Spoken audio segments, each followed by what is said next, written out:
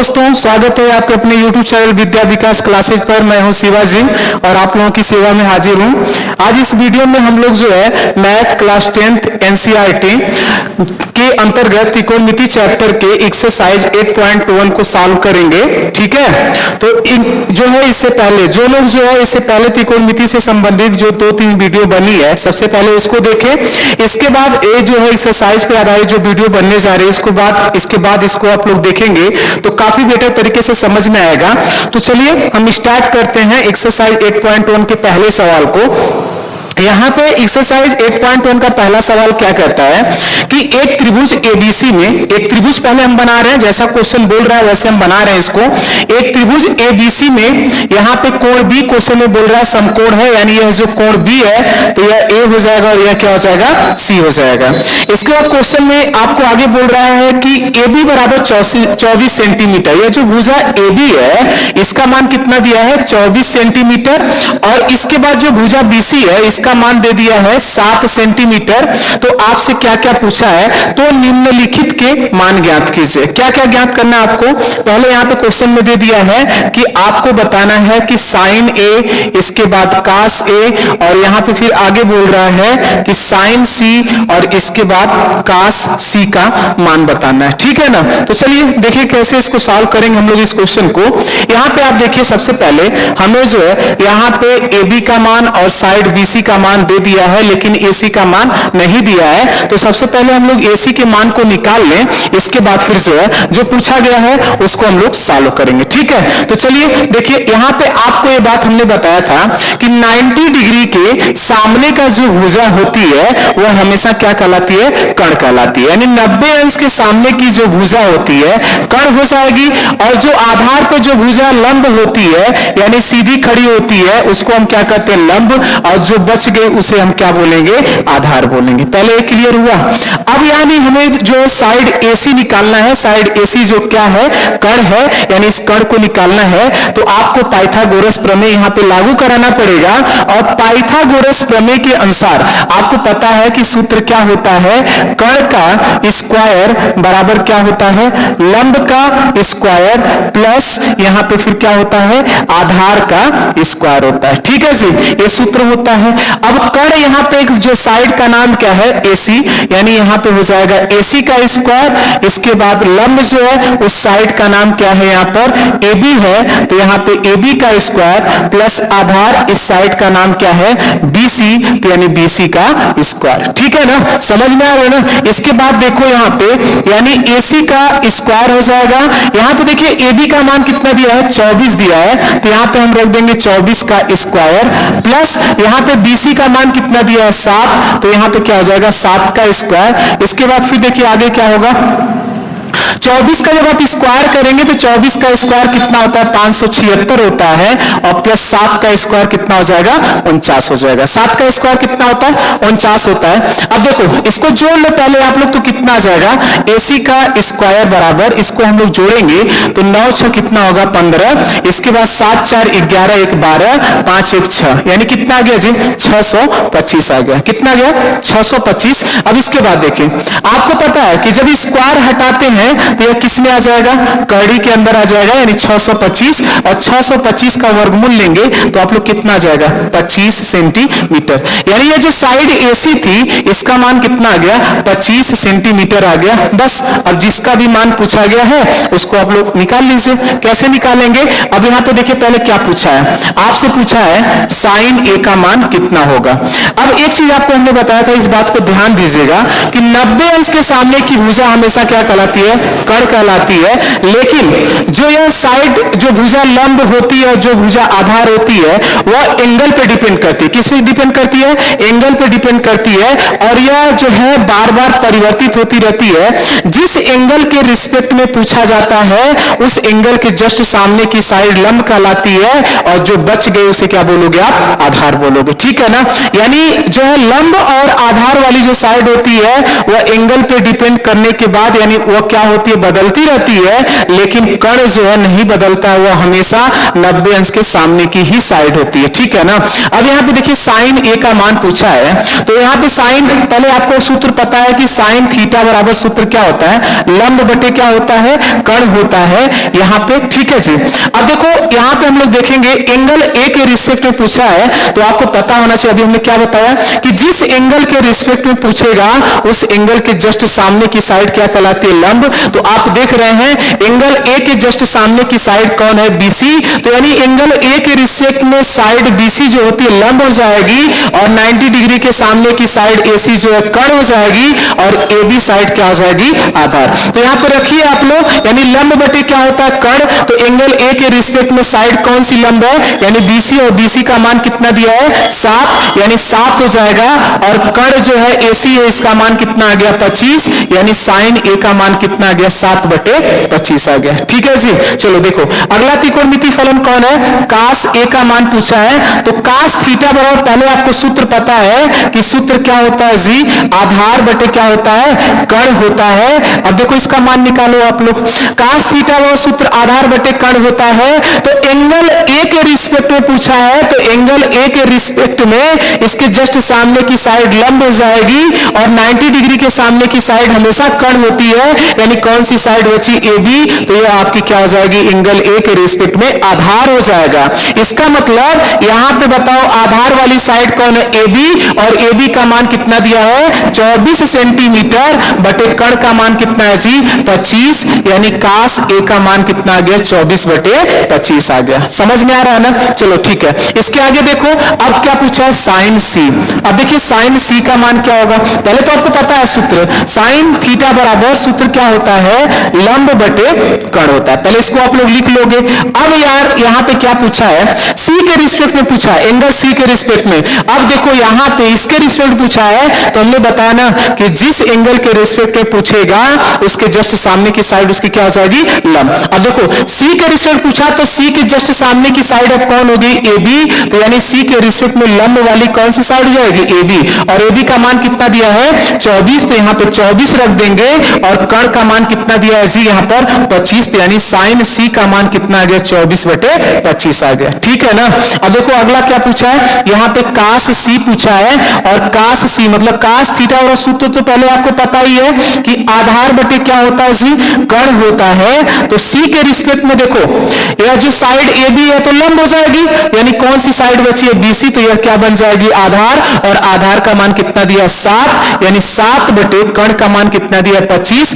तो इसका मान कितना हो गया, 25। देखो यानी पहले क्वेश्चन का 4 यहाँ पे त्रिकोणमिति फलन का मान पूछा था, जैसा यहाँ पे चारों का हमने मान निकाला। समझ में आया कि नहीं आया। ठीक है। चलो अब इसका दूसरा क्वेश्चन देखते हैं कि क्या इसमें पूछा गया। ठीक है, इसको मिटाएं। अब यहाँ पे क्या होगा, इसको समझ कर देखकर वीडियो को स्टॉप करके पॉज करके जो है आप लोग इसको नोट कर सकते हैं। इसके बाद देखिए अगला क्वेश्चन क्या कह रहा है। अगला क्वेश्चन कह रहा है कि आकृति 8.13, इसमें चित्र बना दिया है। ठीक है ना। आकृति 8.13 में आपको tan p माइनस काट r का मान ज्ञात करना है। ठीक है ना। यहाँ चित्र बनाया, क्या चित्र है उसको हम बना रहे हैं, इससे पहले इसको मिटा दें। ठीक है। चलो देखो यहाँ पे क्वेश्चन नंबर 2 जो है क्या फिगर बना है, इसमें आकृति। आप लोग अपने एनसीईआरटी क्लास 10th के मैथ के एक्सरसाइज को हम सॉल्व करा रहे हैं, सभी लोग देख सकते हैं वहां पे क्वेश्चन को। तो यहाँ पे क्वेश्चन आकृति बनाया है, यहाँ पे आकृति 8.13 यहाँ पे लिखा है। इसमें देखिए क्या दिया है, इस तरह एक त्रिभुज बनाया, समकोण त्रिभुज, और यहाँ पे लिखा है P, इसके बाद यहाँ पे लिखा है Q, और यहाँ पे क्या लिखा है, R लिखा है। ठीक है जी।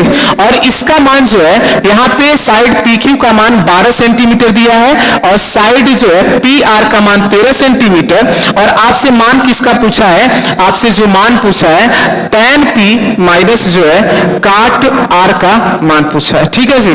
tan p माइनस किसका मान पूछा है, काट r का मान पूछा है। ठीक है ना। चलिए ठीक है, इसको निकाला जाए। पहले कैसे होगा जो है इसका मान कैसे निकाला जाएगा, पहले आप यहाँ पे देखिए इस समकोण त्रिभुज में जो है साइड पी क्यू का मान कितना दिया है 12, और यहाँ पे साइड पी आर का मान कितना दिया है 13। अब आप बताओ यहाँ पे समकोण चतुर्भुज है, यानी ये कितने डिग्री का कोण होगा जी? 90 डिग्री का कोण होगा। और एक बात हमने आपको बताया कि 90 अंश के सामने की भुजा हमेशा क्या होती है? कर्ण होती है। और यह देखो यह जो इस पे लंब है रेखा, तो यानी यह क्या हो जाएगी आपका? यह लंब हो जाएगी और यह क्या हो गया आपका? आधार हो गया। ठीक है ना बेसिकली। अब यहाँ पे पहले हम लोग क्या करेंगे, हमें साइड पी क्यू और यहाँ पे साइड पी आर पता है लेकिन क्यू आर नहीं पता है, तो पहले हम लोग पाइथागोरस प्रमेय का प्रयोग करके पहले इसका मान निकाल ले, इसके बाद ये क्वेश्चन में जो पूछा है उसको हम लोग निकाल लेंगे। समझ में आ रहा है ना? अब देखो यहाँ पे तो पाइथागोरस प्रमेय सूत्र क्या कहता है कि कर्ण का स्क्वायर बराबर क्या होता है? लंब का स्क्वायर प्लस क्या होता है? आधार का स्क्वायर। ठीक है ना? ये सूत्र होता है पाइथागोरस प्रमेय के अनुसार।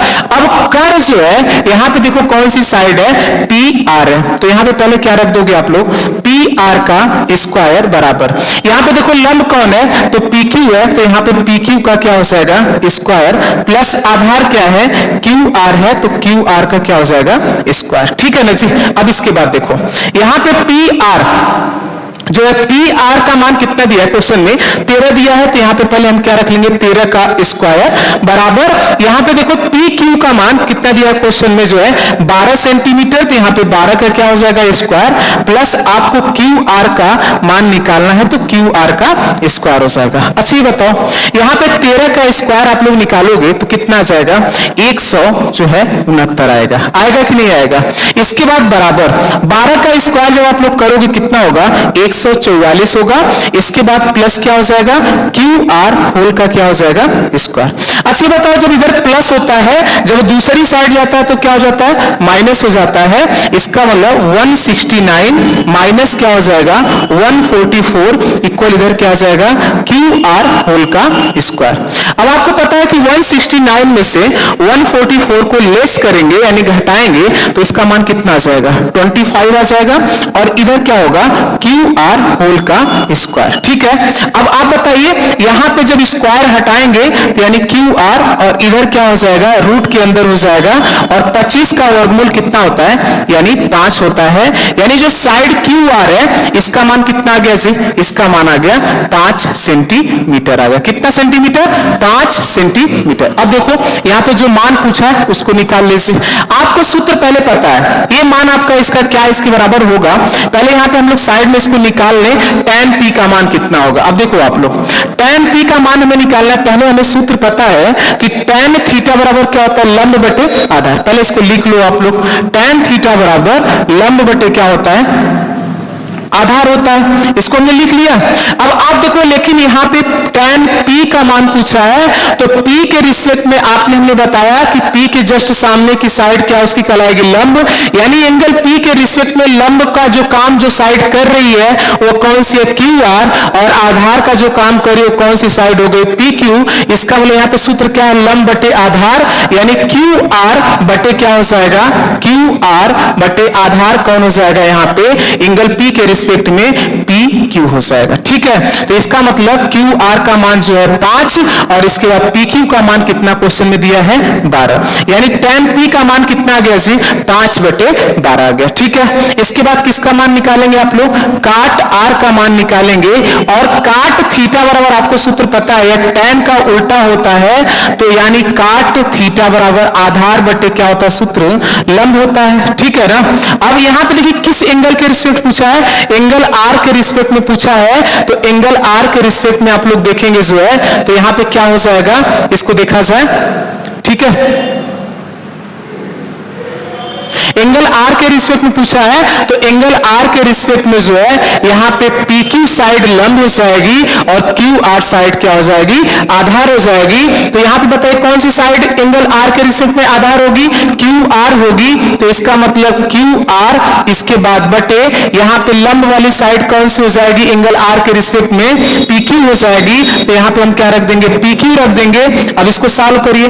क्यू आर का मान कितना दिया क्वेश्चन में? 5 दिया है। तो 5 बटे पी क्यू का मान क्वेश्चन में कितना दिया है? 12। तो 5 बटे 12 यानी इन दोनों का मान सेम आया। अब यहाँ पे आप लोग रख दीजिए tan p का मान हमने कितना निकाला? 5 बटे 12 फिर माइनस काट आर का मान कितना आ गया 5/12। अब बताइए सेम चीज अगर इसको घटाएंगे इसका आंसर कितना आ जाएगा 0 आ जाएगा। कितना आ जाएगा 0। तो ये था क्वेश्चन नंबर दूसरा जो है, ठीक है, इसको आप लोग नोट कर लीजिए। इसके बाद जो है हम क्वेश्चन नंबर थर्ड की ओर बढ़ रहे हैं, ठीक है। देखिए क्वेश्चन नंबर थर्ड क्या कहता है, इसको मिटाएं, इसके बाद देखिए क्वेश्चन नंबर थर्ड बता रहे हैं।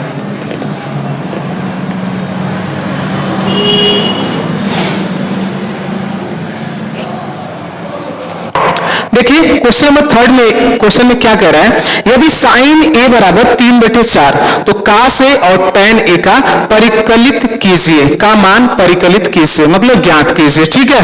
यहां पे क्वेश्चन में क्या क्या दे दिया आपको पहले से, यदि साइन ए बराबर क्वेश्चन में कह रहा है 3/4 है, 3/4 है, तो इसके बाद आपको किसका किसका मान पूछा है, तो आपको कास ए और इसके बाद किसका मान बताना है टैन ए का मान ज्ञात कीजिए, ठीक है ना। ये दो मान पूछा है।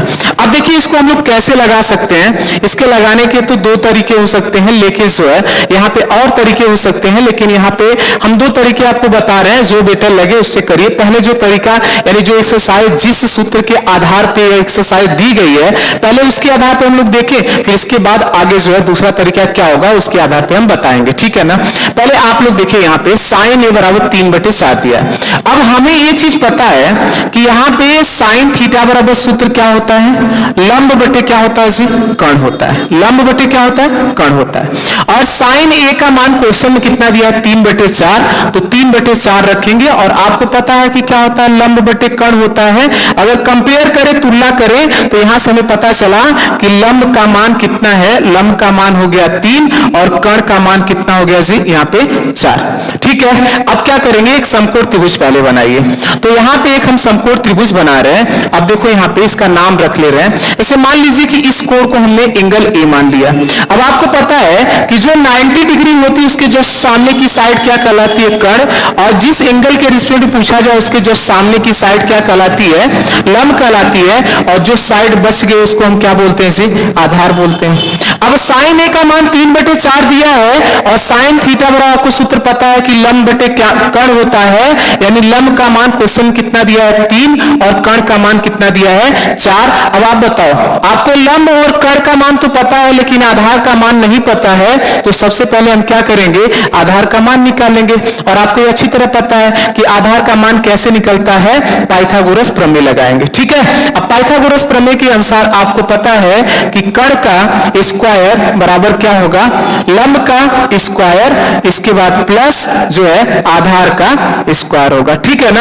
अब यहाँ पे आप देखिए कर्ण का मान कितना दिया है 4, तो यहाँ पे जब 4 हम लोग रखेंगे तो 4 का क्या हो जाएगा स्क्वायर बराबर लंब का मान यहाँ पे देखिए कितना दिया है 3, तो यहाँ पे रख देंगे 3 का स्क्वायर प्लस यहाँ पे आधार जो है आधार मुझे ज्ञात करना है, तो पहले अभी ऐसे ही रहने दीजिए, आधार ज्ञात हो जाएगा। अब आप बताइए 4 का स्क्वायर कितना होगा 16 हो जाएगा, इधर 3 का स्क्वायर 9, इसके बाद प्लस क्या होगा आधार का स्क्वायर हो जाएगा, ठीक है। अब आपको पता है इधर अगर प्लस है तो दूसरी साइड जाएगा तो क्या हो जाएगा माइनस हो जाएगा, यानी यहाँ पे 16 और ये प्लस 9 जब दूसरी साइड जाएगा तो -9 हो जाएगा, इधर क्या बचेगा आधार का क्या हो जाएगा स्क्वायर। और ये भी आपको पता है कि 16 में से 9 जाएगा तो कितना बचेगा जी 7 बचेगा, और इधर क्या हो जाएगा आधार पूरे का वर्ग हो जाएगा। और जब स्क्वायर हटाएंगे तो जो है ये क्या किस में आ जाएगा जी कड़ी में आ जाएगा, और 7 का वर्गमूल नहीं निकल सकता, यानी आधार का मान कितना आ गया कड़ी में 7 आ गया। अब क्या करेंगे हम लोग जो है हमें पता चल गया कि आधार का मान कितना आ गया कड़ी में 7। अब देखिए क्या क्या आपसे पूछा है, पहले तो पूछा है कास ए बराबर क्या होगा, तो आपको ये सूत्र पता है कि कास थीटा बराबर हमें सूत्र अच्छी तरह पता है कि आधार बटे क्या होता है आधार बटे कर्ण होता है। अब देखिए एंगल ए के रिस्पेक्ट में आपको पता है कि आधार का मान कितना है कड़ी में 7 और लंब का मान है 3 और कर्ण का मान कितना है 4। तो कास ए बराबर सूत्र क्या है आधार बटे कर्ण, तो आधार का मान कड़ी में 7 है और बटे जो है यहाँ पे कर्ण का मान कितना है 4 है, यानी कास ए का मान आ गया कड़ी में 7/4 आ गया, ठीक है ना। इसके बाद देखिए tan a के बारे में अगर निकाले, tan a का मान निकालना है तो tan थीटा बराबर सूत्र क्या होता है, लंब बटे क्या होता है जी, आधार होता है। तो इसका मान अगर निकाला जाएगा तो एंगल a के रिस्पेक्ट में लंब का मान कितना है, जो है 3 है, तो यहाँ पे हम 3 रख देंगे, और आधार का मान कितना है, कड़ी में 7, तो यहाँ पे इसका मान कितना हो गया, कड़ी में 7। समझ में आ रहा है कि नहीं? ठीक है, ये देखिए क्वेश्चन नंबर 3 हो गया। अब जो है इस एक्सरसाइज के क्वेश्चन नंबर 4 को देखा जाएगा, तब तक इसको आप लोग नोट कर ले, इसके बाद जो है अगला क्वेश्चन देखा जाए। ठीक है, अब यहाँ पे देखिए क्वेश्चन नंबर 4 जो कह रहा है कि यहाँ पे दिया है क्या, यदि 15 काट a इक्वल 8 दिया है तो आपको क्या ज्ञात करना है, तो साइन a और सेक a का मान ज्ञात कीजिए। ठीक है, चलिए देखिए इसको बता रहे हैं कैसे लगेगा सवाल।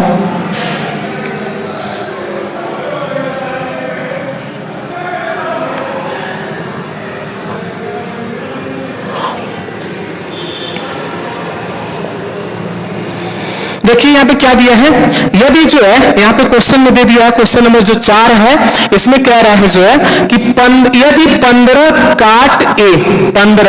काट a बराबर 8 हो तो आपसे पूछा है कि साइन a, इसके बाद किसका मान पूछा है, इसमें जो है क्वेश्चन नंबर 4 में सेक a का मान ज्ञात कीजिए। ठीक है ना, आपसे क्या पूछा है, साइन a, और इसके बाद क्या पूछा है, सेक a का मान पूछा है। ठीक है, चलिए देखिए इसको बताया जाए कैसे लगेगा। पहले आप बताइए इस क्वेश्चन में हम लोग क्या करें। यहाँ पे 15 कास a बराबर 8 दिया है, अगर 15 इधर आएगा तो क्या हो जाएगा, बटे, तो यानी कास a बराबर क्या आ जाएगा, 8 बटे कितना आ जाएगा, 15 आ जाएगा। 8 बटे क्या आ जाएगा, 15 आ जाएगा। सॉरी, यहाँ पे कास a ही दिया ना, नहीं सॉरी, यहाँ पे कास a नहीं, क्या दिया है, कॉट a दिया है, और यहाँ पे यानी 15 कॉट a बराबर 8 दिया था, तो यहाँ पे कॉट a बराबर कितना हो जाएगा, 8 बटे 15 आ जाएगा।